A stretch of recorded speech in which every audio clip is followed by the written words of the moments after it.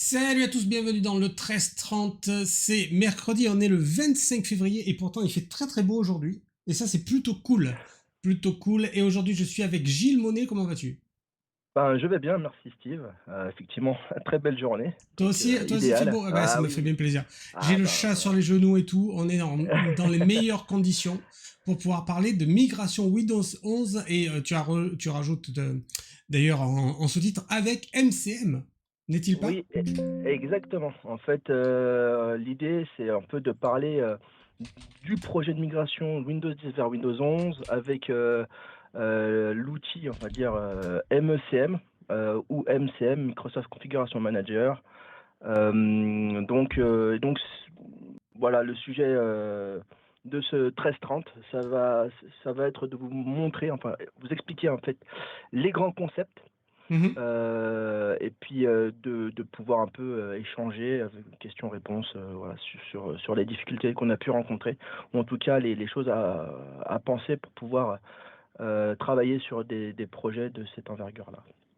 Ok, bah écoute, tu peux lancer si tu veux. N'hésitez pas sur le chat à nous poser vos questions.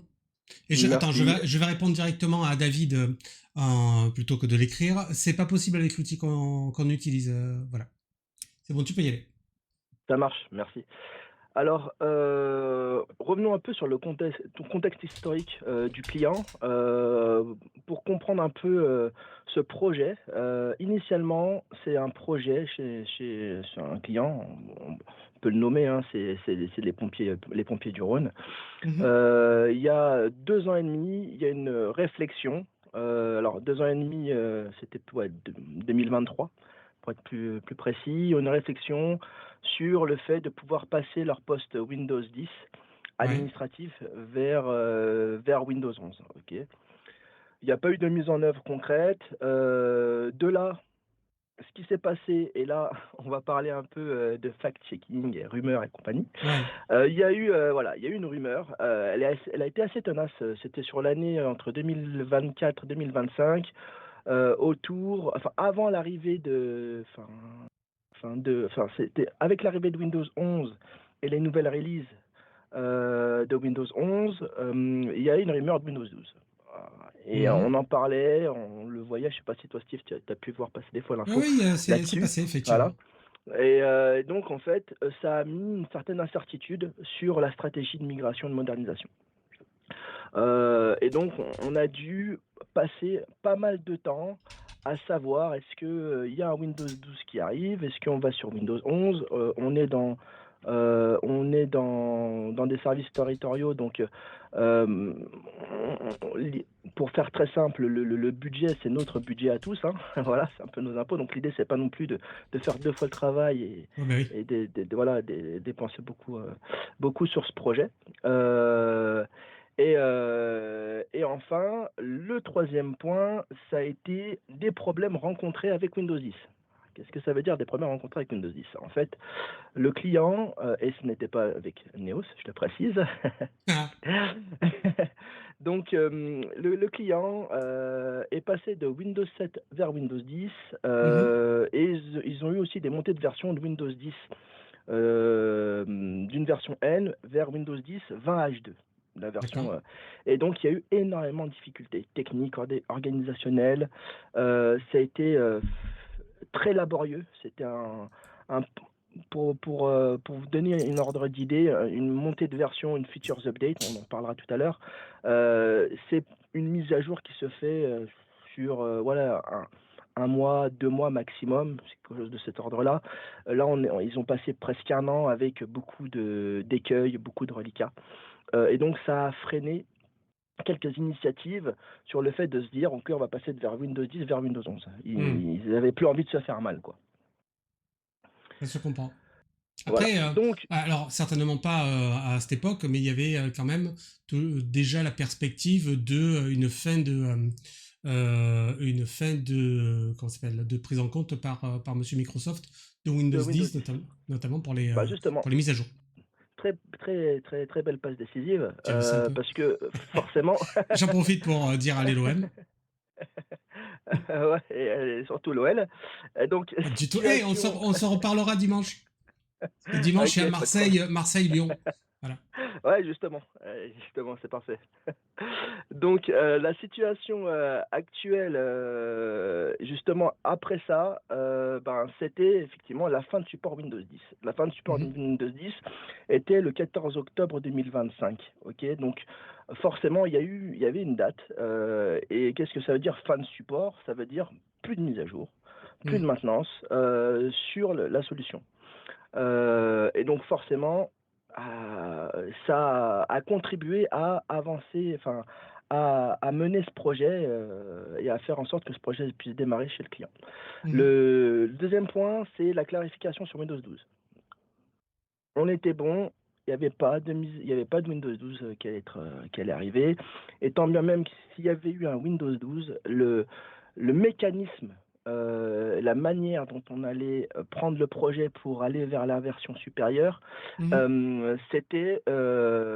ça n'aurait pas changé, peu importe, je dirais la version de Windows. D'accord. Donc on a un peu rassuré aussi autour de ça. Et donc de là, justement, on a pu démarrer, le projet. Avant de pouvoir démarrer ce projet, on a quand même rassuré le client sur notre capacité à gérer la montée de version de Windows 10. Mhm. Comme je vous l'ai dit en fait, en introduction, le client était sur un poste de travail, est allé vers Windows 10 20 H2, OK? Mhm.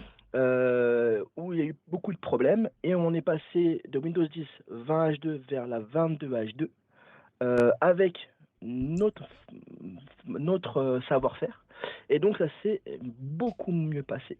Il y a eu la Mhm. confiance qui s'est renouée aussi sur, ces mécanismes-là, et autour des produits Microsoft, hein, parce que forcément, l'impact n'est pas que là, et il est même sur l'éditeur, hein. Est-ce que c'est le bon éditeur Mhm. sur lequel je suis, quoi?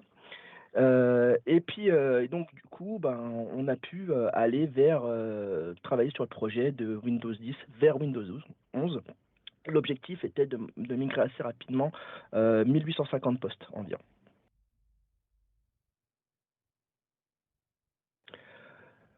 Donc pour ça, il y avait une architecture, et il y a toujours une architecture, ce qu'on appelle une architecture standalone dans le cadre des MECM. OK? Donc Mhm. sur les MECM, il y a 2 types d'architecture hiérarchiques, avec un cas, c'est des primaires et des secondaires, on va pas rentrer trop dans le détail. Et puis un standalone, en fait, c'est un primaire où on a toutes les fonctionnalités, MECM, disponibles. OK? Avec un serveur, à minima une base de données, là la base de données est en 2019, et une intégration Active Directory.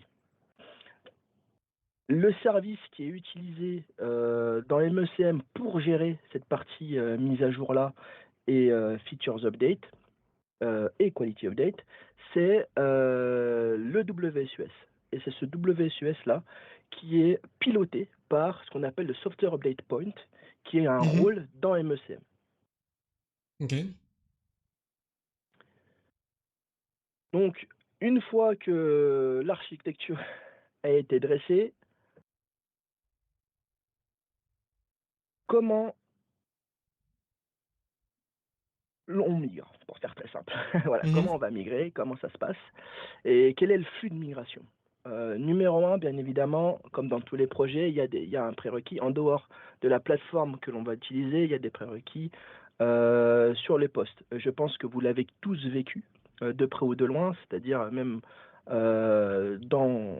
sur vos PC, personnels, il y a certains PC qui n'étaient pas compatibles Windows 11, parce que Windows 11 est arrivé avec, des prérequis, qui nécessitent d'avoir une puce TPM en 2.0, OK? À Mhm. savoir que les puces TPM 2.0 de mémoire, les éditeurs ont commencé à les généraliser il y a peut-être, entre 5 et 10 ans maximum. Donc, des personnes qui avaient des PC, un peu plus anciens, ben, ça veut dire, ben, poubelle, hein, et poubelle Ouais. entre guillemets, hein. C'est là qu'on on va pas trop s'éparpiller, mais il y avait le sujet autour de l'obsolescence, programmée, il y avait cette partie-là. Moi, ce que je souhaite te dire, ce n'est pas une question d'obsolescence, c'est surtout une question de programmer, c'est une question de sécurité, forcément. Un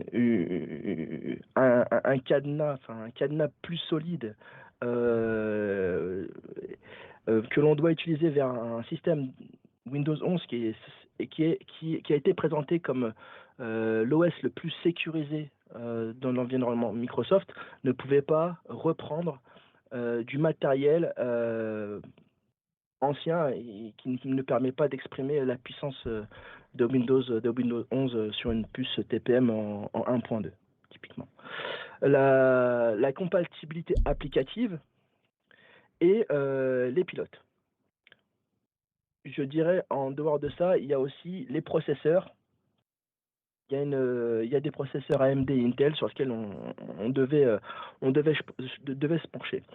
Ouais. Pour ça, bien évidemment, vous comprendrez bien que on ne va pas passer notre temps à aller consulter tous les postes de travail. Et donc dans MECM, et donc c'est là que je vais vous montrer quelque chose. On a mis en place un rapport. On a mis en place un rapport qui s'appelle Asset Windows 11 Readiness. Okay. C'est un rapport qui est de mémoire, qui a été fourni par Microsoft, en tout cas par la communauté. Hein. Rendons à César ce qui appartient à César. Voilà. Par la communauté et qui est très utile. Pour justement identifier les postes qui seraient compatibles avec Windows 11 de la version sur laquelle on doit aller. Donc bien évidemment, je le précise, hein, on utilise des rapports SQL, donc derrière c'est une base SSRS. Ça signifie que votre serveur MECM, enfin, en tout cas votre architecture MECM, doit avoir un reporting actif et qui fonctionne. Parce qu'il m'est arrivé assez souvent de lécher des clients qui ont un MECM qui fonctionne, mais la partie SSRS ou en tout cas reporting n'est pas, on va dire, n'est pas en bonne santé. Donc c'est plus difficile. Donc voilà. Comme vous pouvez le voir, ce sont des rapports sur lesquels on va retrouver divers éléments. Okay. Les processeurs compatibles, la TPM, okay. Par contre, il y a la RAM. Bon, ça c'est la version minimum de RAM, elle n'a pas trop évolué entre 10 et 11. Mais par contre, il y a un sujet qui n'était pas forcément évidente dans la littérature Microsoft, c'est le stockage. Ouais. Qu'est-ce que je veux dire par le stockage? Bien souvent, on va se dire, ok, moi j'ai le CPU qui est compatible, j'ai la TPM qui est ok, j'ai, je sais pas moi, peut-être 1 Tera, volontairement même 10 Tera, un PC à 10 Tera si vous voulez, mais par contre, j'essaye de... Je regarde mon readiness et je me rends compte mon PC n'est toujours pas compatible. Qu'est-ce qui se passe? Ce qui se passe, c'est que sur ce genre de projet, on a besoin d'avoir 60 gigas d'espace libre disponible pour la migration. Ok. Fonctionnellement.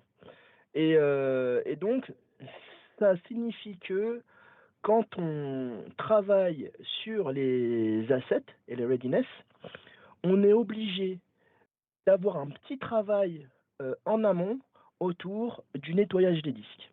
Pour les PC qui ne seraient pas compatibles à cause, typiquement, de l'espace disque manquant. On voit sur ton exemple là qu'il y en a un bon tiers déjà. Voilà, c'est exactement. Et donc sur ces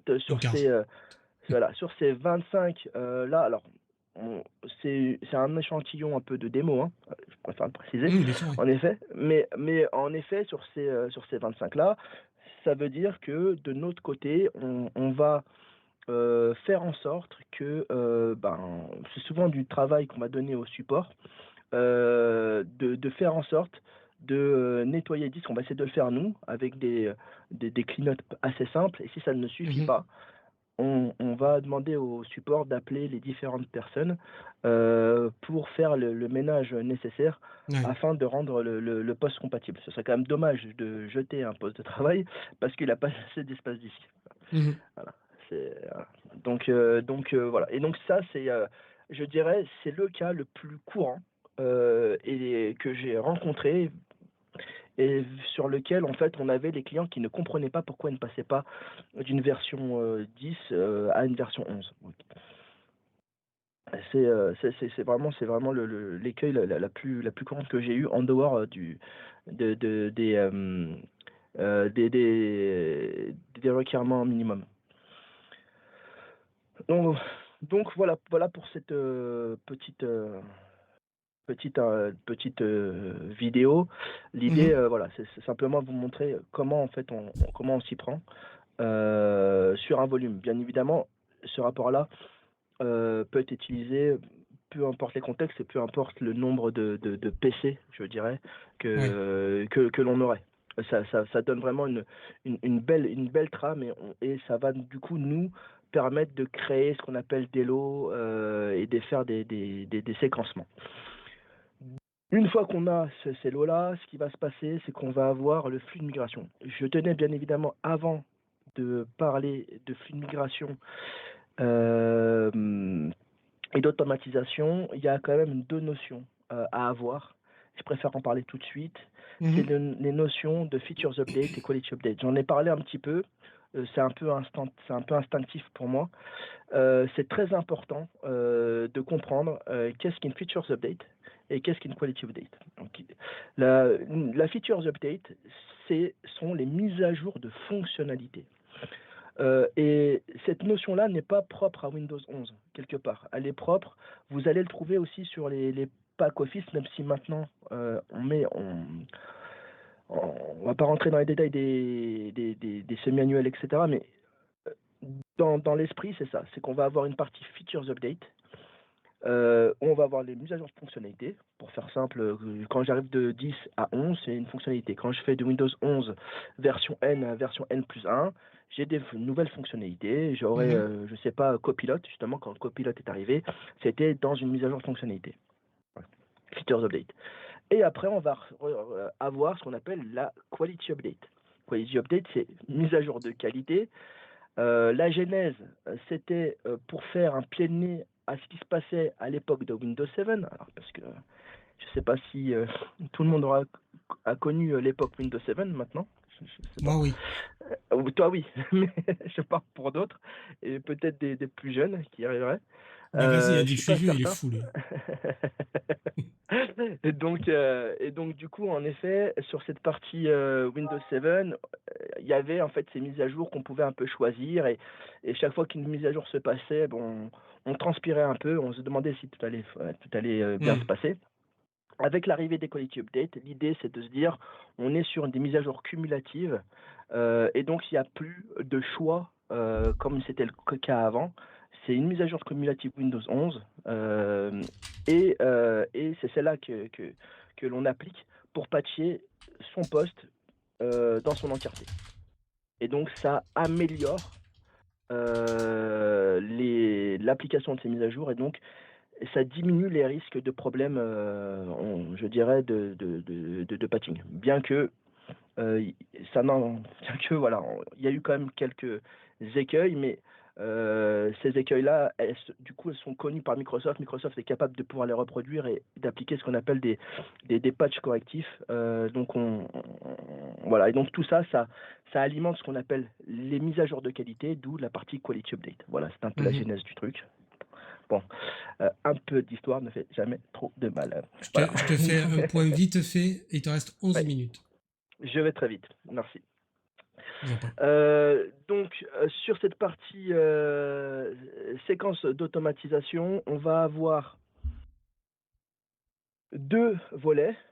Ce volet remplacement du nouveau matériel, donc les postes qu'on remplace, et qui va être utilisé avec une séquence de tâches, et un volet autour des upgrades Windows Service qui, là, on va utiliser les mécanismes de Features Update.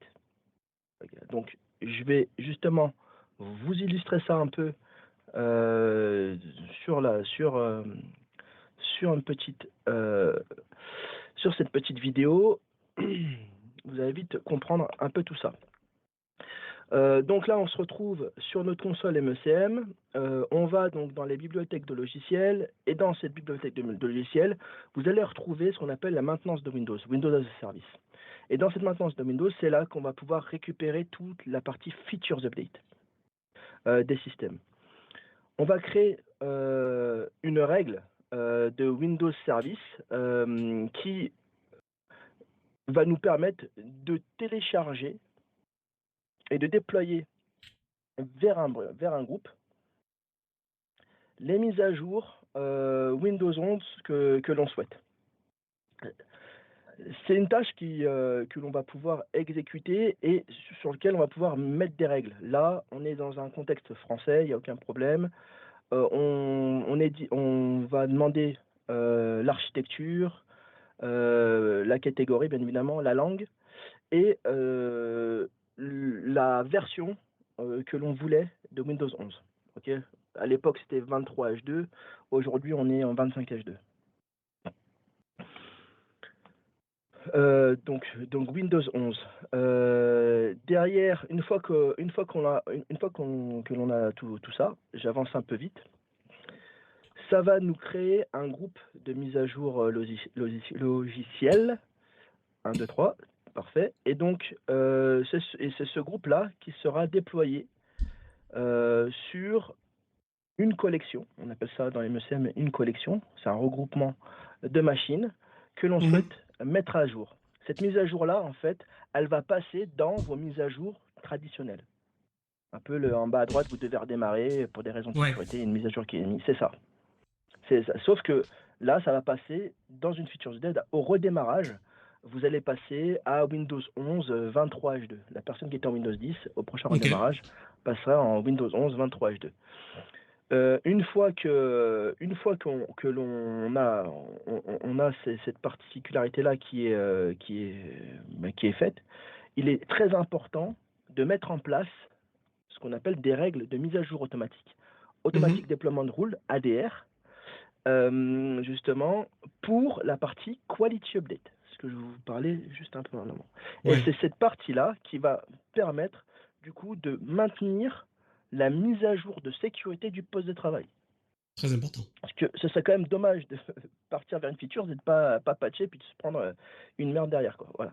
Donc l'idée c'est ça. Donc dans cette petite démonstration, c'est vraiment vous puissiez voir à peu près où est-ce que ça se regroupe. Et ces collections-là, on crée dans MECM ce qu'on appelle des collections souvent dynamiques. Et dans ces collections dynamiques, on va simplement dire tous les postes en Windows 11 23H2 vont dans cette collection. Et cette collection-là aura en déploiement les mises à jour de sécurité. Ok. Voilà. Et donc ça permet donc c'est très important ces biais-là. Ça veut dire qu'en amont, il y a quand même une stratégie autour du patch management à appliquer, à mettre en place. Ce que l'on a fait dans le projet Windows 10, quand je vous ai dit au départ qu'on avait rassuré le client, c'est qu'on a vraiment mis en place une stratégie de patch management complète pour que du coup, cette méthode, cette manière de faire puisse se répliquer et aujourd'hui être toujours active, je dirais, pour les features updates qui arrivent. Pour le 25H2 de Windows 11, ça sera toujours de la même façon. Et donc, quelque part, ça ne sera plus un projet en sens, comme vous le voyez, mais ce sera plutôt une maintenance opérationnelle, quoi. Une maintenance opérationnelle. Du coup, est-ce que je présente toujours ma slide ? Tu veux rafficher ton diaporama. C'est ça. Pas dessus. J'arrive tout de suite. Mais presque dessus, les amis.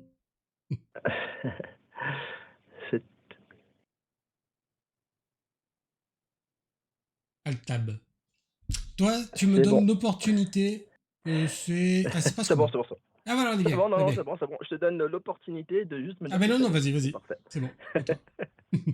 C'est parfait. Donc voilà. Donc donc voilà, ça c'est le premier point. Ce qu'on a vu, c'est l'upgrade via Windows Services. Le deuxième Mhm, point, c'est le remplacement et le renew. Donc, il y a deux choses. La première chose, dans un projet comme ça, on crée ce qu'on appelle des tâches de masterisation. Donc, l'Operating System Deployment, OSD, c'est des tâches qui va permettre de créer tous les nouveaux postes vers Windows 11 23H2. Le but, bien évidemment, c'est que dès que le client a besoin d'un nouveau poste, il ne passe pas en Windows 10, mais il soit directement vers la version cible. Ok. mhm.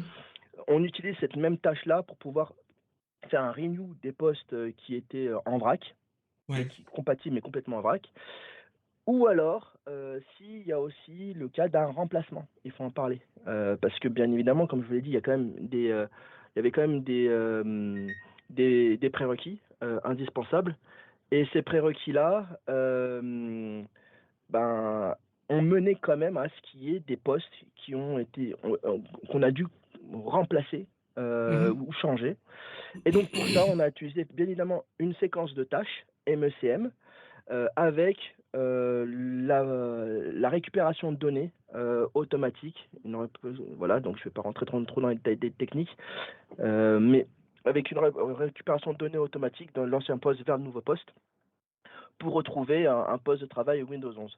Donc c'est ces deux séquences d'automatisation que l'on doit avoir sous MECM pour pouvoir mettre à jour des postes Windows 10 vers Windows 11.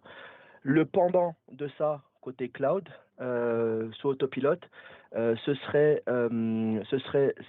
sous Intune, pardon, le mhm. remplacement, ce serait de l'Autopilot, voilà, de l'Autopilot, et la partie reprise de données, ce serait du non-folder avec la synchronisation des données avec OneDrive, notamment.